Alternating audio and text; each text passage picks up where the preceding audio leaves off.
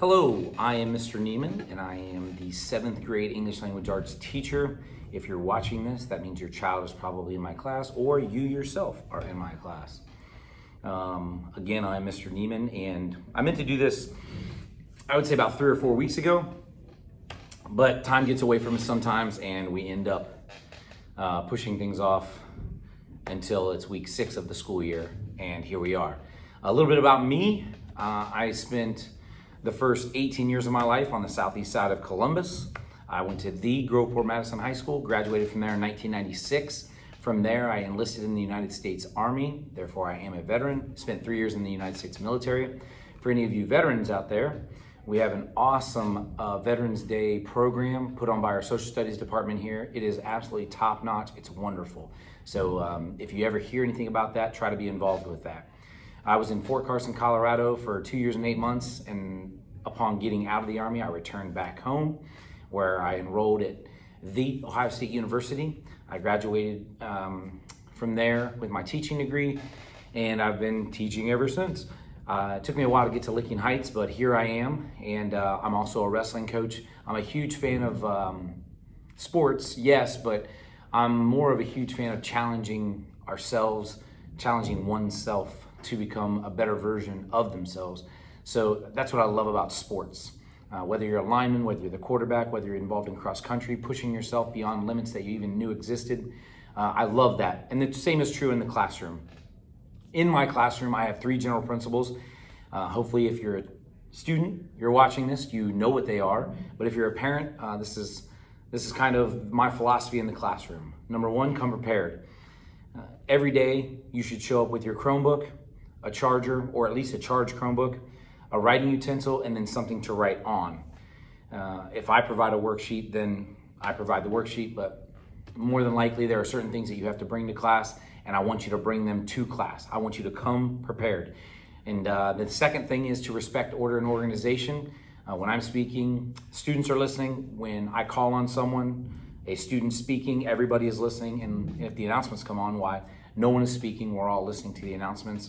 Aside from that, remain seated until the bell rings, or if you have a real need to get out of your seat, to throw something away, sharpen your pencil, turn something in, you do that thing, and then you go back to your seat. This way there's some semblance of order in the classroom.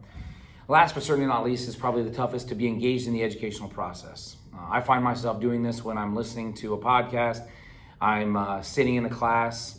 I do my best to take notes. I do my best to stay engaged in the educational process. Whatever is going on, wherever my feet are, that's where I want to be. And I think all 3 of these, coming prepared, respecting order and organization, and being engaged in the educational process, are very useful in my classroom, but they're also useful in life. So no matter where we are, we should show up prepared. We should respect the order that's in place, the organization that's in place, and finally, be engaged in whatever it is that you're doing. Be where your feet are, is what I was told once. The last thing I'll leave you with is a question I often get. Well, the first question I often get is, what do you teach? Once people find out I'm a teacher, they say, what do you teach? And I firmly believe this. I teach the next generation, and that is my standard answer. I teach the next generation of human beings that are going to be on this planet, in this case, in this country. And I believe that with every ounce of my being. The real question is, what subject do you teach? And then I go on to tell them English language arts. But when I was I might have been in 8th or 9th grade. I heard someone say something once that really stuck with me, and it rattled around in my brain until it became time for me to choose a career path. And that statement was, students who are in school right now, basically kindergarten through 12th grade, are 33% of our population. And that is statistically true. Maybe 30%, maybe 35%, but for the most part, 33% of our current population. However, they are 100% of our future. And because of that, I have done my best to hone my skills as a human, as a teacher, as a coach, as a mentor, as a friend, in order to pour into the next generation. And if you're a student watching this, that's you. If you're a parent or a guardian watching this, a grandparent, an aunt and uncle, it's your student that you know. And ultimately, and I've said this for many years now, they're 12, 13, 14 years old right now. They're in 7th grade. However, they will become an employable citizen one day, and let's say their first job is at Subway. When I show up to Subway, which I will, and I run into your child or you as a student, I want a positive experience at that moment. I don't want to look back with any regrets on what happened. I want a positive experience in that moment.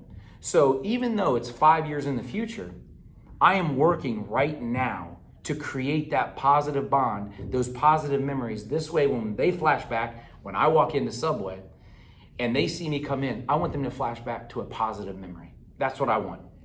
This way, when they make my sandwich, maybe they throw on an extra, couple of green peppers or an extra set of bacon or an extra cheese, rather than throw on a little extra, if you know what I'm saying. I don't want that experience.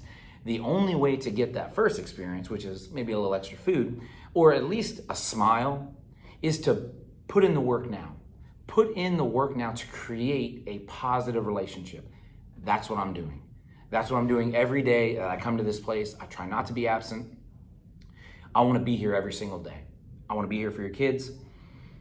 I want to be here for my staff. I want to be here for my principals. I want to be here in order to create positive memories. That's what I'm doing. So with that in mind, go Hornets. Anytime you need to reach out to me, I'm a phone call or an email away. I want the best for your kids. I want the best for Licking Heights. Go Hornets.